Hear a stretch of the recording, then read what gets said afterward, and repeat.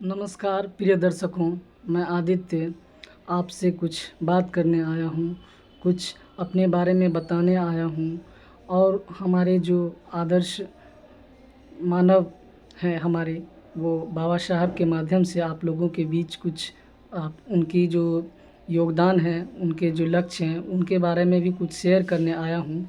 उनसे रिलेटेड जो बातें हैं उन मैं आपको बताने आया हूँ। उनसे भी सीखने का कोशिश करेंगे हम कि हम एक अच्छे मानव कैसे बनें।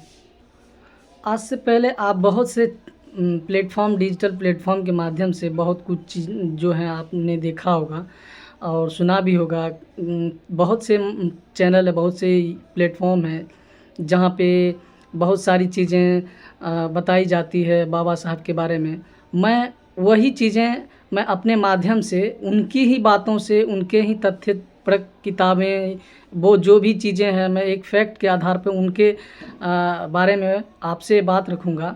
और इसलिए मैं आपसे आपने बहुत सारी चीज़ें मतलब पहले भी देखी होंगी और उन चीज़ों को मैं एक फैक्ट के तौर पे आपके सामने रखूँगा।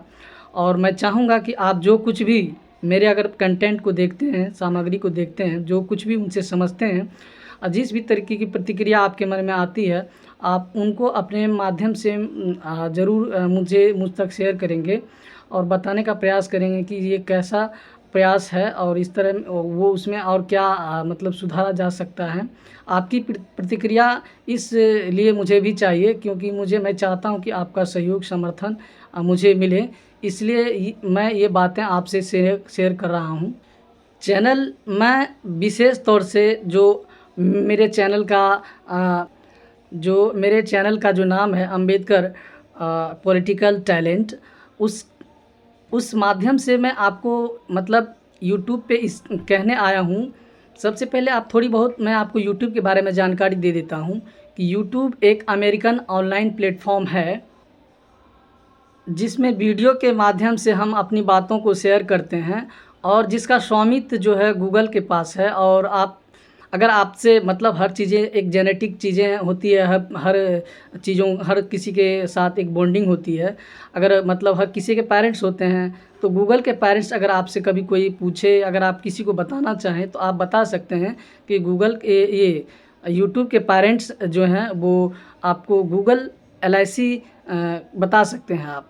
यूट्यूब की स्थापना आज से 20 साल पहले 14 फरवरी 2005 को हुई थी, जिनमें योगदान था चैड हर्ली, जावेद करीम और स्टीव चैन के माध्यम से ये जो यूट्यूब की जो स्थापना हुई थी 14 फरवरी 2005 को।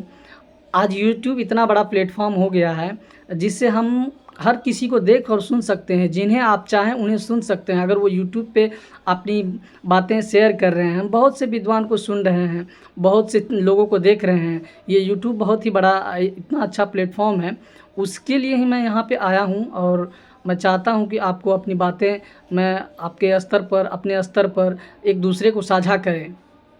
मैं यूट्यूब पे इसलिए भी आया हूँ कि सैन ब्रूनो कैलिफोर्निया में मुख्यालय वाला यह प्लेटफ़ॉर्म गूगल के बाद दुनिया का दूसरा सबसे देखी जाने वाला प्लेटफ़ॉर्म है।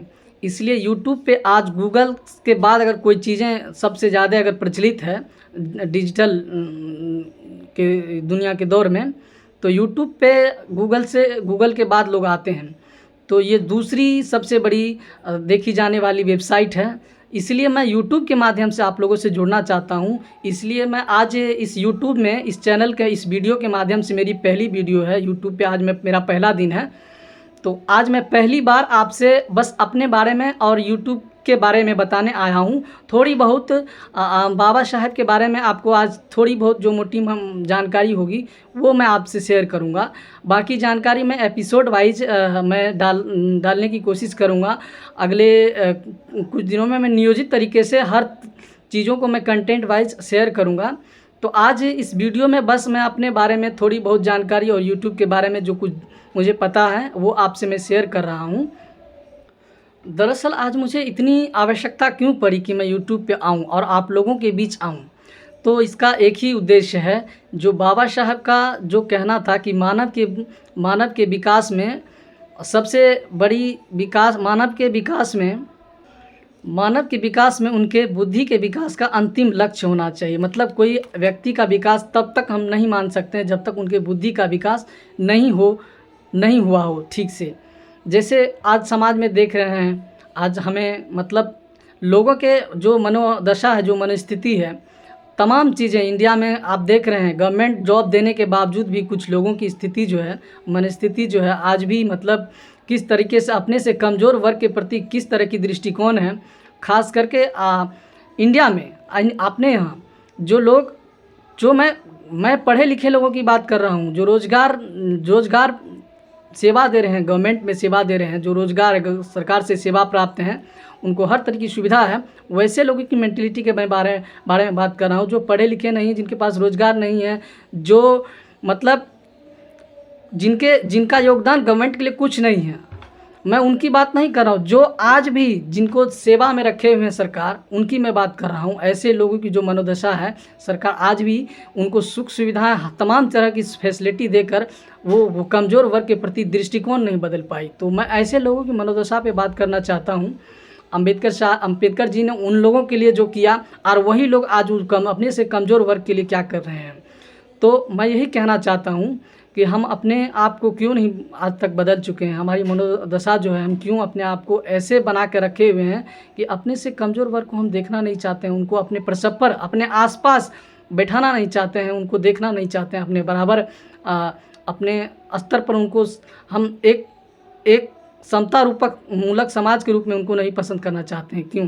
क्योंकि हमारी जो मानसिकता है वो आज भी कहीं ना कहीं जातिवादी तरीके से हमारे अंदर आज भी वो मिट नहीं रहा है। जातिवादी होकर हम सोच रहे हैं।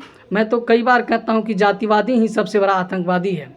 जातिवादी लोग जो हैं, ये सबसे बड़े आतंकवादी हैं। ये न किसी को अपना बना सकते हैं, न किसी को एक दूसरे के करीब जाने दे सकते हैं।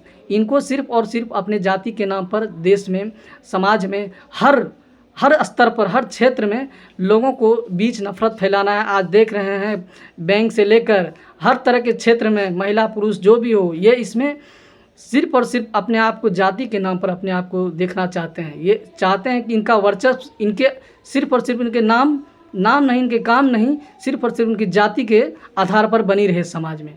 तो ये लोग इस तरह की चीज़ें आज भी अपना रहे हैं। ये सिर्फ और सिर्फ अपना नाम देखना चाहते हैं, अपने काम के स्तर पर लोगों को नहीं देखना चाहते हैं। यही चीज़ें हैं जो देश को आज भी विभाजित कर रहा है। देश में असल आतंकवाद जो है, ब्राह्मणवादी मानसिकता के लोग हैं, जो मनुष्य लोग हैं। आज ये चाहते हैं कि देश में गांधी और अंबेडकर का समय नहीं है, तो आज देश में मनुस्मृति लागू कर दें। देश में इस तरह की सरकार है जो कभी नहीं, गांधी और अंबेडकर को कभी नहीं चाहते हैं उनके विचार को लोग समझें, उनके विचार को माने। आज भी देख लीजिए, कई बार इनको मतलब कभी नेहरू को गाली देना है, कभी गांधी को, अंबेडकर को तो ये लोग अपने जुबान पर भी नहीं लाते हैं। तो इस तरह की मानसिकता को हम लोग आज पर्दाफाश करने के लिए इस चैनल को बनाए हैं। आपसे हम बातचीत के माध्यम से आपसे जुड़ेंगे।